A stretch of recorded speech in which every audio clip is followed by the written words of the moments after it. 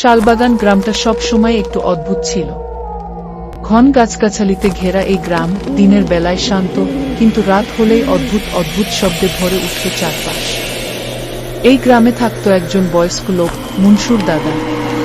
উনি সব সময় বলতেন, এই গাছের নিচে কিছু একটা আছে। আমি চোখে দেখেছি, কি কেউ কখনো বিশ্বাস করত না। সবাই বলতো, বুড়ো হয়ে গেছো, হ্যালুসিনেশন হচ্ছে, কিন্তু একদিন যা ঘটল সেটা বদলে দিল সবকিছু।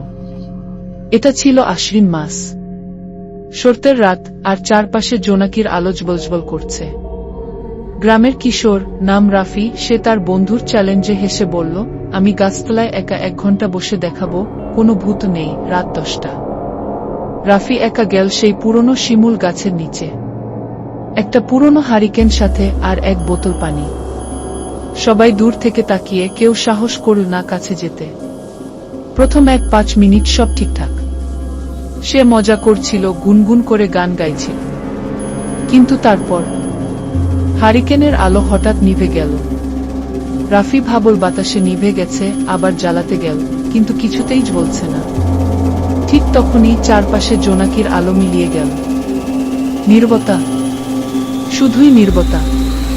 পেছন থেকে হঠাৎ কে যেন ফিসফিস করে বলল, তুমি এসেছ? ফিরে যেতে চেয়েছিলে না তো? রাফি চমকে উঠল। পেছনে তাকাল, কেউ নেই। আবার সেই আওয়াজ, তোমার জন্য অনেক দিন ধরে অপেক্ষা করছি। আস্তে আস্তে গাছের গোড়ায় কুয়াশার মতো একটা ছায়া তৈরি হল। সেটা বড় হতে লাগল। মানুষ আকৃতি নিচ্ছে। রাফির গলা শুকিয়ে গেল। দৌড়াতে চাইল, কিন্তু পা যেন জমে গেছে। ওই ছায়ামূর্তি তার দিকে এগিয়ে আসছে। ঠিক তখনই হারিকেনটা আপনা আপনি জ্বলে উঠল। আলোতেই ছায়ামূর্তিটা হঠাৎ চিৎকার করে গাছের ভেতর মিলিয়ে গেল। রাফি চিৎকার করে গ্রামে ফিরে এল। পুরো গ্রাম জড়ো হল। কিন্তু তারপর সে আর কখনো কথা বলতে পারেনি। শুধু বসে বসে চোখ বড় বড় করে তাকিয়ে থাকত। মাঝে মাঝে ফিসফিস করে বলতো, ও এখনো আমাকে খুঁজছে। জোনাকির আলো নিভলেই আবার আসবে।